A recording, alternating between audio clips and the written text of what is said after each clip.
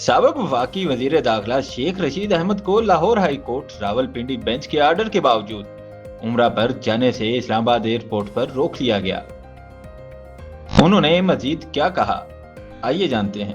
High court کے justice طاقت علی خان صاحب نے یہ آرڈر دیا تھا کہ میں عمرے پہ جا سکتا ہوں، اور یہ کاپی بھی متعلقہ اداروں کو پہنچا دی گئی تھی اور وہ وہاں موجود تھے، اور قابل احترام جناب جسٹس صداقت علی خان صاحب نے انہیں سختی سے ہدایت کی تھی کہ کوئی شکایت نہ ہو۔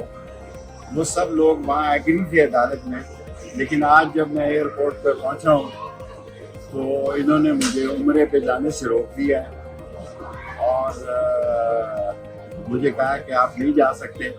انشاءاللہ توہین عدالت کے لیے میں صداقت علی خان صاحب کی عدالت میں جاؤں گا، اور یہ عابد صاحب اور توقیر صاحب دو آفیسر سے انہوں نے مجھے کہا کہ آپ نہیں جا سکتے، اور ہائی کورٹ کا آرڈر ماننے سے انہوں نے صاف انکار کر دیا۔